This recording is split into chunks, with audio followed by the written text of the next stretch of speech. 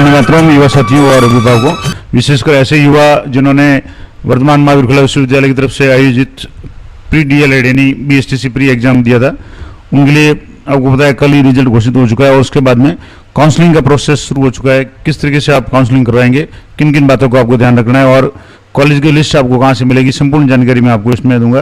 तो सबसे पहले तो बात करेंगे कि कॉलेज की जो लिस्ट वगैरह है वो आपको कहाँ से मिलेगी। तो यहाँ से एक तो आप देख सकते हैं काउंसलिंग गाइडलाइंस, ये जो इसकी वेबसाइट है प्री डीएलएड raj.2026.com या 2-3 वेबसाइट इसकी है, उसमें जाकर के आप अधिसूचना चेक कर सकते हैं। उसके बाद में काउंसलिंग गाइडलाइंस है वो आप यहाँ से देख सकते हैं। कॉलेज की लिस्ट भी आपको मिल जाएगी, नहीं तो मैंने टेलीग्राम चैनल पे दे दी, वहाँ से आप देख सकते हैं। तो जब आप काउंसलिंग के लिए आवेदन करेंगे तो अभी जैसे यहाँ आज से शुरू है, लेकिन अभी जैसे इस पे आ रहा है कमिंग सून, तो हो सकता है कि आज शाम से ये शुरू हो जाए। 11 तारीख आज है, तो बहुत जल्दी ये प्रोसेस शुरू हो जाएगा। तो सबसे पहले तो मैं आपको बता दूँ काउंसलिंग का क्या शेड्यूल रहेगा। तो ये जो अधिसूचना जारी की गई 10/6/2026 यानी कल शाम को कर दी थी। अब इसमें रिजल्ट आपको पता है कल घोषित हो चुका है और इस वेबसाइट पे जाकर के आप रिजल्ट देख सकते हैं। उसके बाद में रिजल्ट के बाद में काउंसलिंग और काउंसलिंग के बाद में क्या क्या प्रोसेस रहेगा, किस तरीके से आप अपना फोटो, नाम, पिता का नाम वगैरह अगर कोई करेक्शन करवाना है तो वो कब तक करेक्शन कर सकते हैं, संपूर्ण जानकारी मैं आपको दूंगा। तो सबसे पहले तो बात करेंगे जो शेड्यूल है काउंसलिंग की समय सारणी है। काउंसलिंग पंजीयन से पूर्व संशोधन मय शुल्क यानी आपके आवेदन पत्र में अगर कोई संशोधन करना है तो उसका क्या प्रोसेस रहेगा वो मैं आपको बताता हूँ। तो जैसे मान लो आपके आवेदन में कुछ गलतियां हैं जिसमें आपका नाम की स्पेलिंग है, माता का नाम, पिता का नाम, फोटो, हस्ताक्षर और अंगूठे का निशान और पाठ्यक्रम के प्रकार, इनमें तो संशोधन नहीं होगा। इसके अलावा अन्य कोई जानकारी जिसमें अगर संशोधन करना है तो मैं आपको बताता हूँ कैसे होगा। तो सबसे पहले तो आपको ये 200 रुपये का ऑनलाइन भुगतान करना पड़ेगा। उसके बाद में आप संशोधन कर पाएंगे और संशोधन की जो तारीख है 11/6 यानी आज गुरुवार से शुरू हो चुके हैं और 16/10/2026 मंगलवार तक आप संशोधन कर सकते हैं। संशोधन करने के बाद ही आप इसकी काउंसलिंग का आवेदन करें। अगर आपके सही है तो आप आज से, हालांकि अभी शुरू नहीं हुआ तो शाम से शुरू हो जाएगा या कल से शुरू हो जाएगा, आप काउंसलिंग का प्रोसेस शुरू कर सकते हैं। यानी 3000 रुपये की फीस है वो आप ऑनलाइन भर सकते हैं और उसके बाद में आपको चॉइस भरनी पड़ेगी। जो भी आप कॉलेज की लिस्ट है वो आपको देख करके आपको विकल्प भरना है। और अगर मान लो आपके कोई संशोधन नहीं है तो आप आज से या कल से ये काम कर सकते हैं। संशोधन है तो पहले आप संशोधन कर लें, उसके बाद ही आगे का प्रोसेस करें। तो दूसरे स्टेप में आपको काउंसलिंग में पंजीयन शुल्क 3000 रुपये, यानी काउंसलिंग के लिए सबसे पहले आपको 3000 रुपये का ऑनलाइन पेमेंट करना होगा। ई मित्र से, नेट बैंकिंग से, debit card, credit card, UPI से, किसी भी तरीके से करवा सकते हैं जमा। और जमा करने के बाद में आपको शिक्षा संस्थान यानी जो एसटीसी कॉलेज वगैरह है उनका चयन करना पड़ेगा, उनका विकल्प बनना पड़ेगा और ये काम आप 11/6 यानी आज से कर सकते हैं और 16/10/2026 यानी 4-5 दिन का ही टाइम दिया तो आप 16 तारीख मंगलवार की रात तक ये काम कर सकते हैं। अब इसके लिए आपको कॉलेज की लिस्ट चाहिए तो यहाँ से आप ये लिस्ट पूरी मैं टेलीग्राम चैनल पे दी हुई है तो वहाँ से आप देख सकते हैं। ये लिस्ट जैसे डिस्ट्रिक्ट वाइज लिस्ट है, इसमें कॉलेज का कोड है, डिस्ट्रिक्ट है, कॉलेज का नाम है, कैपेसिटी यानी कितने वहाँ की स्ट्रेंथ है, कितने लोग सीटें हैं, उसके अनुसार लैंग्वेज वहाँ कौन सी चलेगी और अन्य जो भी है गवर्नमेंट है या प्राइवेट है और एजुकेशन टाइप है, गर्ल्स का कॉलेज है या बॉयज़ का है या को एजुकेशन है, अल्प भाषा का है तो यस या नो जो भी है। अब यहाँ से आप देख सकते हैं जैसे पहला है तो कॉलेज का नाम है अजमेर का कॉलेज है, government minority lingual teachers training institution है ये, जैसे ये 50 की सीट है इसमें कैपेसिटी और अल्प भाषा के लिए है, गवर्नमेंट कॉलेज है और को एजुकेशन है, नहीं बॉयज़ गर्ल्स कोई भी भर सकता है। इस तरीके से ये पूरी लिस्ट आपको डिस्ट्रिक्ट वाइज मिल जाएगी। यहाँ से बात करेंगे जैसे चूरू की बात करें तो इस तरीके से चूरू का इसमें 100 सीटें हैं और जनरल है और इसके अलावा प्राइवेट कॉलेज है, ज़्यादातर जो भी कॉलेज है वो प्राइवेट है, गवर्नमेंट के कॉलेज है एसटीसी के बहुत कम है। एक तो जो डाइट्स है प्रत्येक जिले में एक कॉलेज तो डाइट है, इसके अलावा अन्य 1-2 कोई होंगे, बाकी बहुत कम मात्रा में, ज़्यादातर जो भी है वो सारे प्राइवेट कॉलेज है। तो यहाँ से आप देखेंगे अब आपका अगर मेरिट में बहुत अच्छे परसेंटेज हैं तो आपका हो सकता है गवर्नमेंट कॉलेज में हो जाए तो वहाँ फीस वगैरह बहुत कम होगी, लेकिन प्राइवेट कॉलेज होंगे तो आपको फीस वगैरह रहने की वगैरह वो सारा व्यवस्था है वो देखनी पड़ेगी। तो इस तरीके से ये पूरी लिस्ट आपको मिल जाएगी। जैसे जयपुर है, अब जैसे मान लो ये जैसे जालोर की बात करें तो district institute of for education and training diet, तो डाइट है उसमें 50 सीटें हैं, जनरल है और गवर्नमेंट है। तो इस तरीके से यहाँ से जैसे ये डिस्ट्रिक्ट डाइट झुंझुनू है ये भी 50 सीटें और गवर्नमेंट की तरफ से, बाकी सारी जो भी है ज़्यादातर सब प्राइवेट है।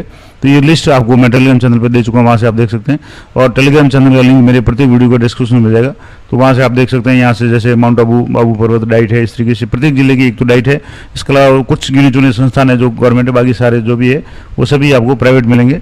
सीटें हैं, किसी में 100 है, किसी में 50 है और किसी में 150 सीटें हैं। तो वो आप अपनी चॉइस अपने नज़दीकी हिसाब से और सुविधा के हिसाब से देख लें। तो ये तो हो गया कॉलेज की लिस्ट। अब मान लो आपने चॉइस भरी, उसके बाद में प्रथम चरण का जो अलॉटमेंट है वो लिस्ट है वो 20/6/2026 शनिवार को जारी होगी। यानी अभी आपको जो काम करना है वो ऑनलाइन अपना काउंसलिंग करवानी है और काउंसलिंग में आपको 3,000 रुपये का पेमेंट करके अपना फॉर्म भरना है और चॉइस भरनी है, विकल्प पे भरने, और ये काम आपको 16 तक करना है। उसके बाद में किन किन बातों का ध्यान रखना पड़ेगा वो भी आगे डिटेल में बताऊंगा। और इसका जो भी परिणाम है, यानी पहली जो चरण का अलॉटमेंट है कि आपकी अपनी चॉइस का कॉलेज मिला, सेकंड चॉइस, थर्ड चॉइस, इस तरीके से अलग अलग आपको चॉइस भरनी पड़ेगी। तो उसमें भी अलग ऑप्शन होता है कि आप एनीवेयर इन राजस्थान सेलेक्ट करेंगे तो आप राजस्थान में कहीं भी आपका मेरिट में नाम आता है तो आपको कॉलेज आवंटन हो जाएगा इस तरीके से। तो ये 20 तारीख को आपको पता चल जाएगा। उसके बाद में अगर आपका लिस्ट में नाम आ जाता है, आपका प्रथम चरण की अलॉटमेंट लिस्ट में आपका नाम आ जाता है, तो आपको 13,555 रुपये का ऑनलाइन या net banking, credit card, debit card के माध्यम से भुगतान करना पड़ेगा। और ये काम आपको 20/6 से 27/6 तक करना है। और भुगतान करने के बाद उसकी जो रिसिप्ट और अन्य जो भी डॉक्यूमेंट्स है वो लेकर के आपको जो भी आपको आवंटित शिक्षण संस्थान या जो BSTC कॉलेज है वहाँ जाकर के रिपोर्टिंग करनी पड़ेगी। और रिपोर्टिंग का टाइम भी 20 तारीख से लेकर 29/6/2026 सोमवार तक रहेगा। उसके बाद में रिपोर्टिंग के बाद में जो भी वहाँ से जो भी कॉलेज वगैरह डॉक्यूमेंट चेक करेंगे और चेक करने के बाद में अगर सारे डॉक्यूमेंट सही होते हैं तो आपका प्रवेश है, ऑनलाइन सत्यापन है, वो पोर्टल पे हो जाएगा उस कॉलेज के और आपको एडमिशन मिल जाएगा। और वो भी प्रोसेस भी 6 से लेकर के 29/6 तक चलेगा। और संस्था प्रधान जैसे ही उसको प्रमाणित करेंगे उसके बाद में आपका प्रोविजनल प्रवेश स्लिप आपको मिल जाएगी और आपका एडमिशन कंफर्म हो जाएगा। अब उसके बाद में अपवर्ड मूवमेंट का एक ऑप्शन है। अपवर्ड मूवमेंट के बारे में मैंने पिछले साल भी या हर साल में वीडियो बनाता रहता हूँ।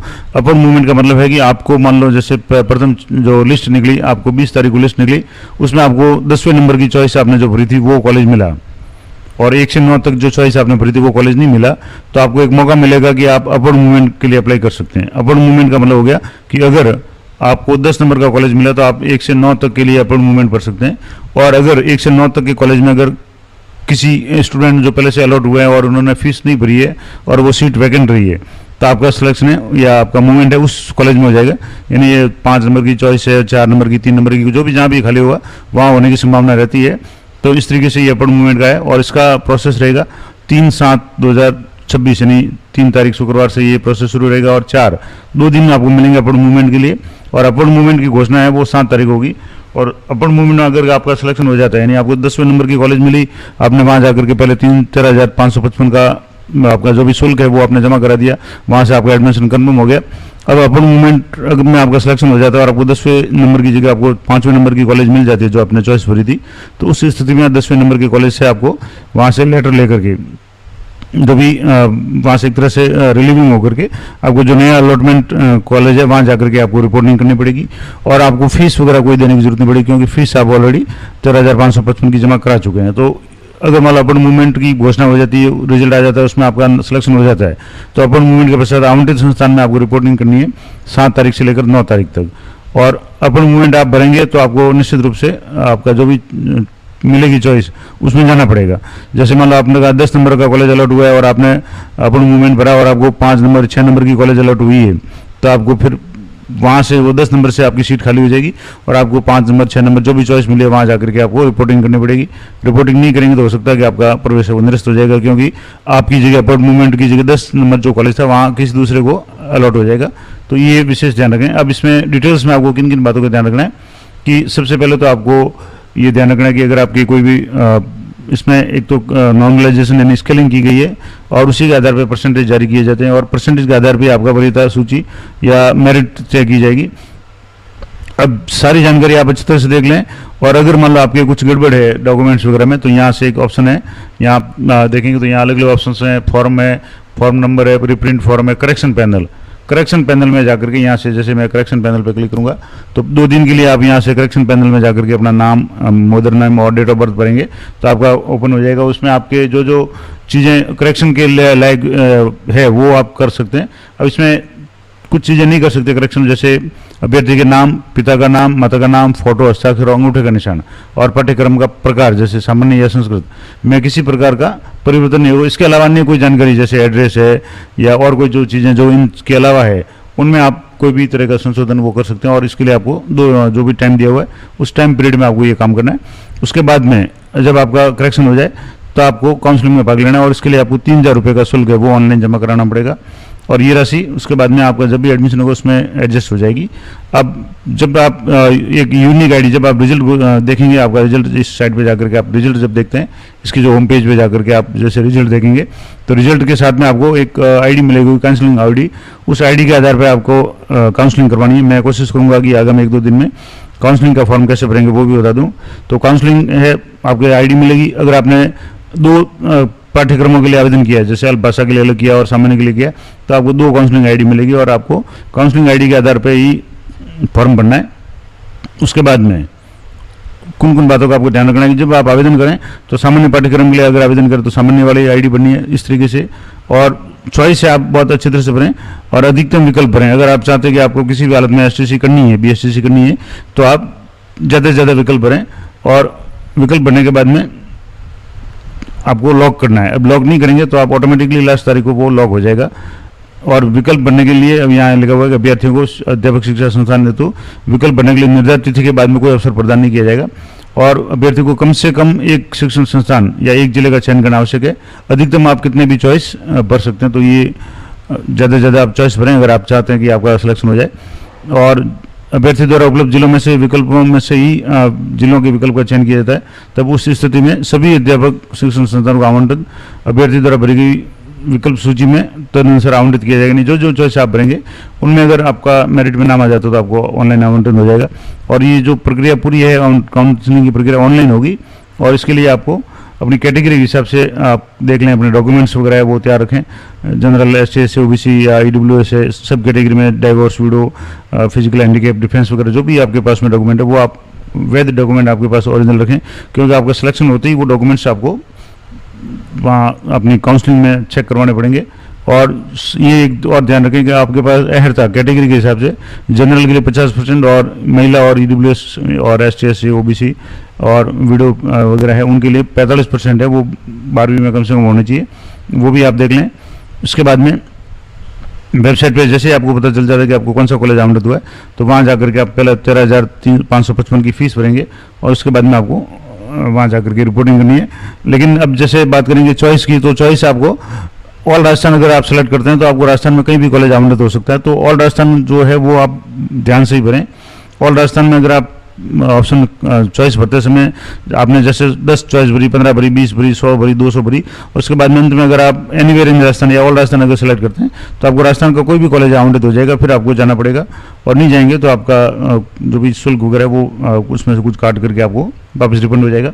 तो चॉइस भरने में जल्दबाजी नहीं करें, ध्यान से भरें और लॉक करें। अब मान लो आप लास्ट तारीख तक लॉक नहीं करें तो आपको लास्ट तारीख को ऑटोमेटिक चॉइस है वो लॉक हो जाएगी।